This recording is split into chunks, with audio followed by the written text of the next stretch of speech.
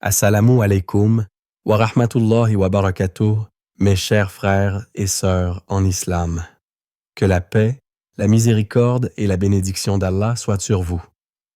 Avant de commencer cette vidéo, n'oubliez pas de liker cette vidéo car cela nous donne beaucoup de force pour continuer à partager du contenu bénéfique.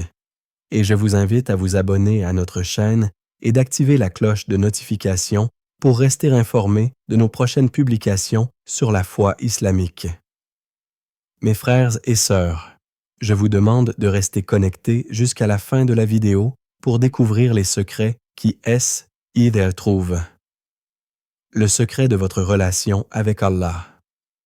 Il existe une relation unique entre chaque serviteur et son Seigneur, une connexion intime qui ne doit jamais être exposée au regard du monde. Ce lien, tissé dans le secret des nuits et dans la sincérité du cœur, est un cadeau d'Allah, un trésor à préserver jalousement. Ceux qui comprennent la valeur de cette proximité savent qu'il ne faut pas la divulguer aux autres, car elle est un espace sacré où l'âme se purifie et s'élève. L'importance de la discrétion dans la foi. Dans notre société, il est devenu courant d'exposer sa foi, de montrer ses prières, de publier des invocations ou de parler ouvertement de ses expériences spirituelles. Pourtant, la vraie relation avec Allah ne se mesure pas à ce que l'on montre aux autres, mais à ce qui se passe dans le secret de notre cœur. Le prophète Muhammad, paix et bénédiction sur lui, nous a enseigné l'importance de la sincérité dans l'adoration. Il a dit « L'adoration secrète est meilleure que l'adoration publique, comme l'eau cachée est plus pure que l'eau exposée. » Cacher son lien avec Allah ne signifie pas que l'on doit nier sa foi ou éviter toute expression religieuse. Cela signifie plutôt que les moments les plus précieux, ceux où l'on pleure devant son Seigneur, où l'on se repent sincèrement, où l'on l'invoque avec tout son cœur, doivent la même rester entre nous et lui. Allah nous rappelle dans le Coran « Invoquez votre Seigneur avec humilité et en secret, car il n'aime pas les transgresseurs. » Sourate Al-Araf 7:65. Dans ce verset, Allah met en avant deux éléments essentiels de l'adoration, l'humilité et la discrétion. Plus un croyant cache sa relation avec son Seigneur, plus cette relation devient sincère et précieuse. L'exemple des pieux prédécesseurs, les compagnons du prophète et les pieux prédécesseurs comprenaient cette réalité et veillaient à garder secrète leur relation avec Allah. Ils priaient dans l'obscurité, versaient des larmes dans le silence et accomplissaient leurs bonnes actions sans que personne ne le sache. L'un des exemples les plus marquants est celui d'Abu Bakr as-Siddiq, qu'Allah l'agrée. Il avait l'habitude d'aider une vieille dame en secret. Ce n'est qu'après sa mort que l'on a découvert qu'il s'occupait d'elle sans jamais chercher de reconnaissance. Un autre exemple est celui d'Umar ibn al-Khattab, qu'Allah l'agrée, qui sortait la nuit pour veiller sur les nécessiteux sans que personne ne le sache. Lorsqu'il fut découvert, il répondit « Si je le faisais pour être vu, cela aurait été vain, mais je le fais pour Allah seul. » Ces hommes comprenaient que la valeur de leurs actions ne dépendait pas de l'approbation des autres, mais de l'intention sincère dans leur cœur. Les dangers de l'ostentation. L'un des plus grands pièges du cheminement spirituel est l'ostentation, Ariya. Il s'agit d'accomplir une action dans le but d'être vu ou apprécié par les autres. L'ostentation est un poison subtil qui peut s'infiltrer dans nos actes sans que nous en soyons conscients.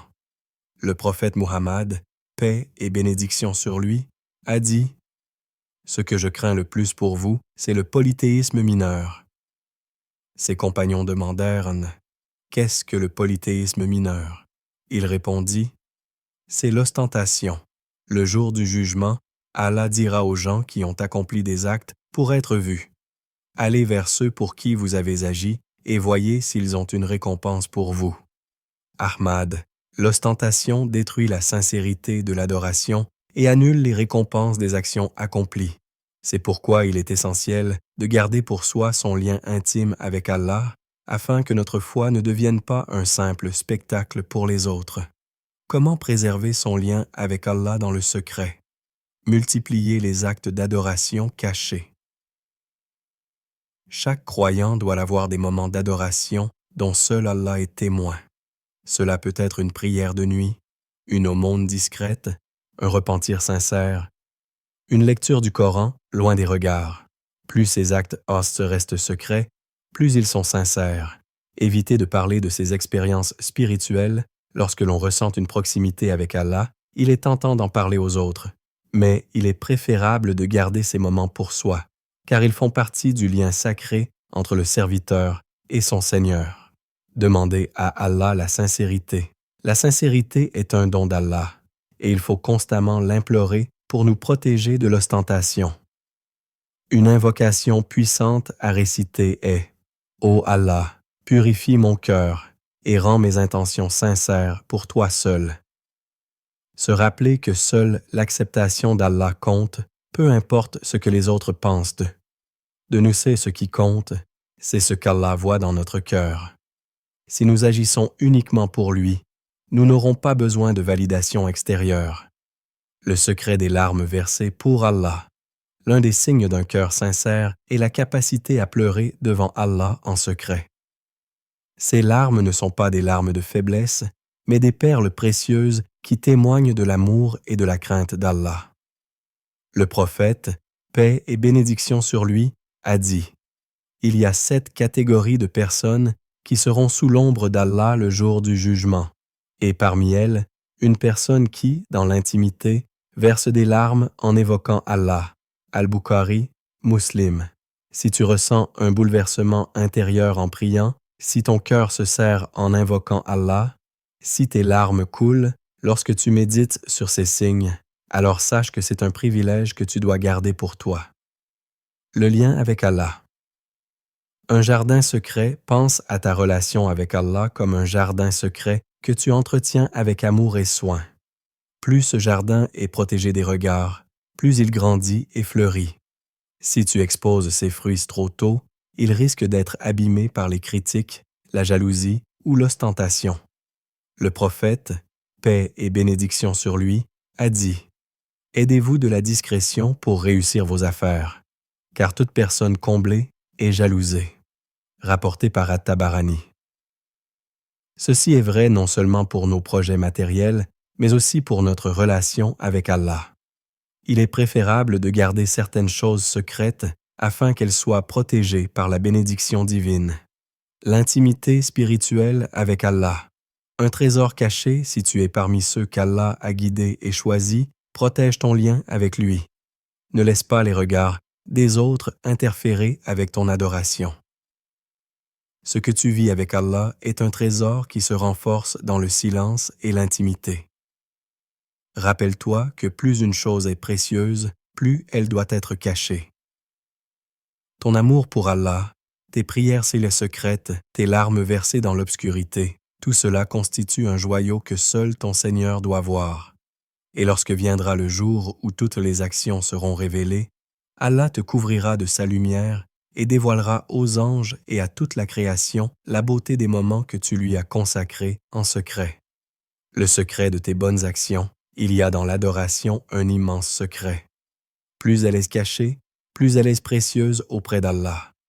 L'être humain a tendance à rechercher la reconnaissance des autres, à vouloir être vu et apprécié pour ses bonnes œuvres.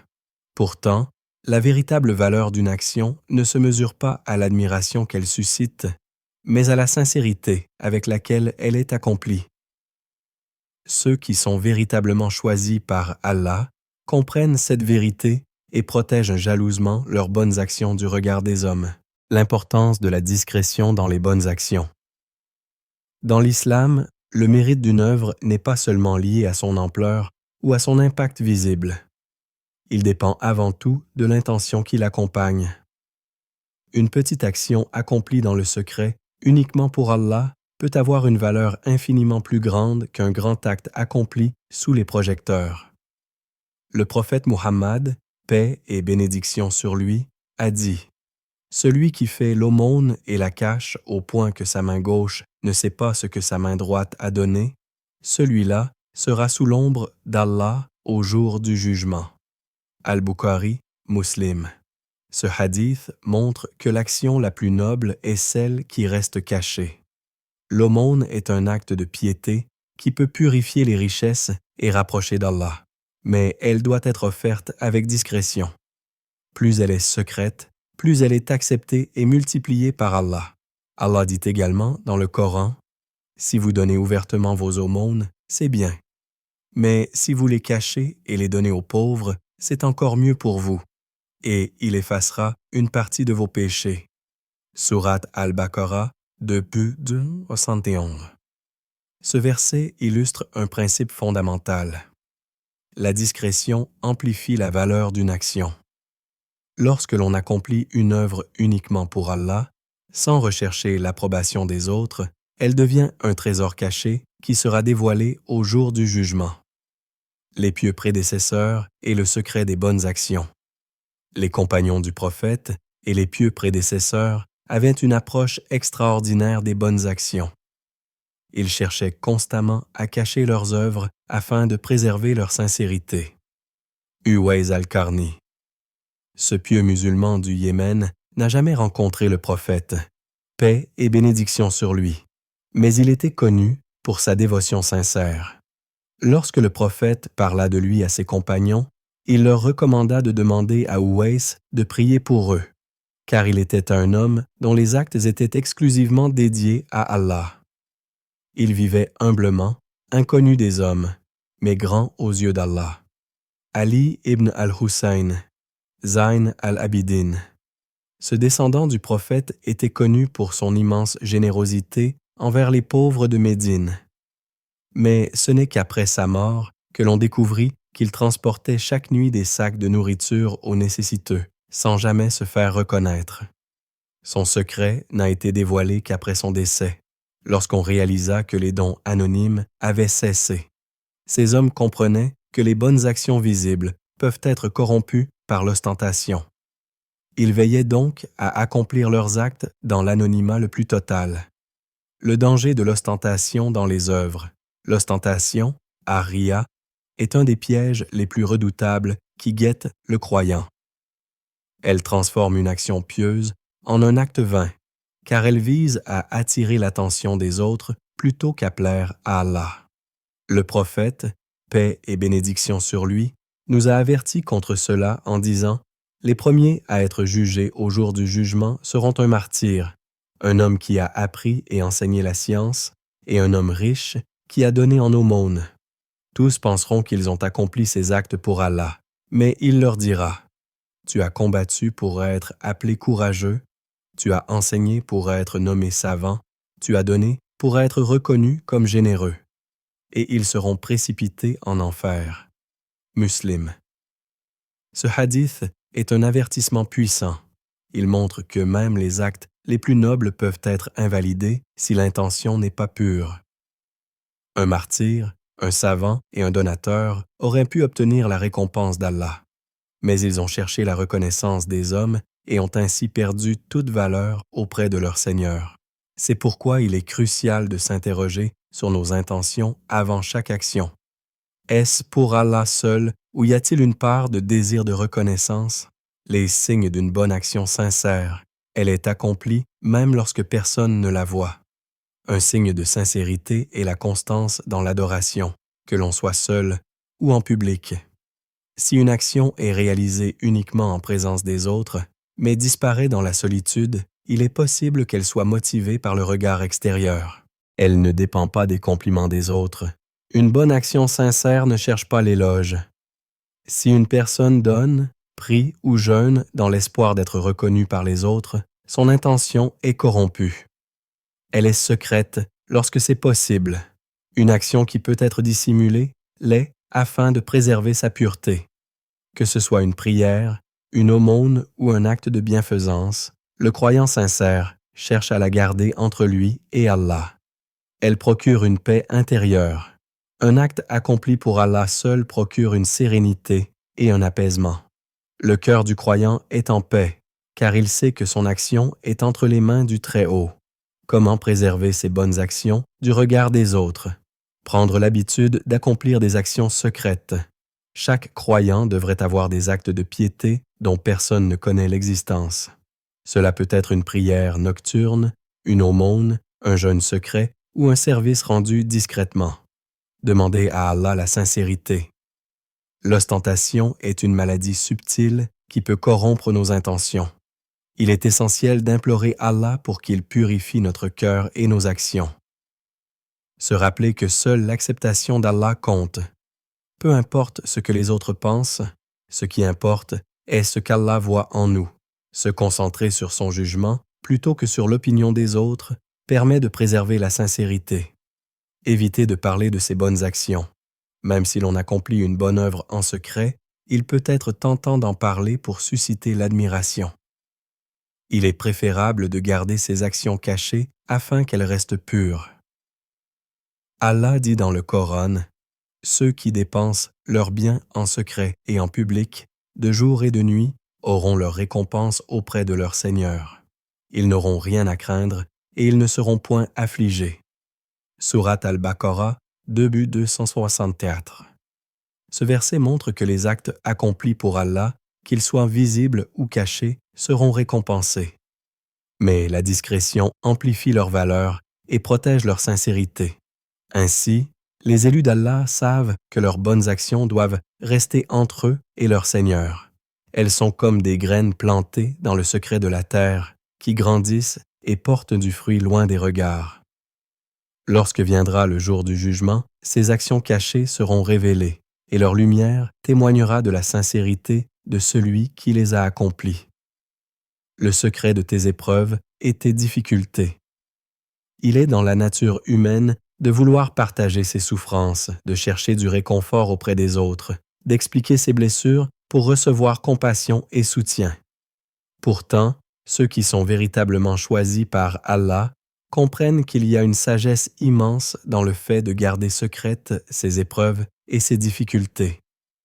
Car tout n'a pas besoin d'être exposé aux yeux du monde. Certaines douleurs ne doivent être confiées qu'à Allah, et certaines batailles se gagnent dans le silence et la patience. Les épreuves sont un test divin. Allah dit dans le Coran, « Nous vous éprouverons certainement par un peu de peur, de faim et de diminution de biens, de vie et de fruits. Et fais la bonne annonce aux endurants, qui disent, quand un malheur les atteint, « Certes, nous appartenons à Allah, et c'est à lui que nous retournerons. » Sourate Al-Baqarah 2, 155-156. Ce verset est une leçon de vie pour chaque croyant. Il nous rappelle que l'épreuve est inévitable.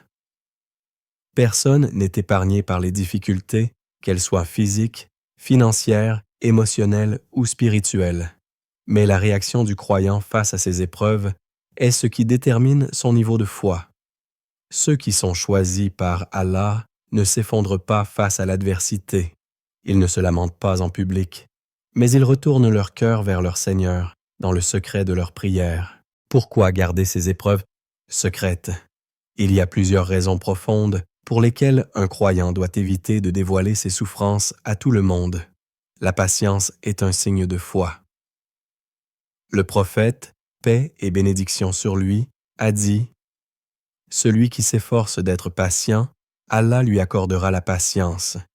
Et nul ne reçoit un don meilleur et plus vaste que la patience. » Al-Bukhari, Muslim. Parler excessivement de ses épreuves à tout le monde peut être un signe de désespoir.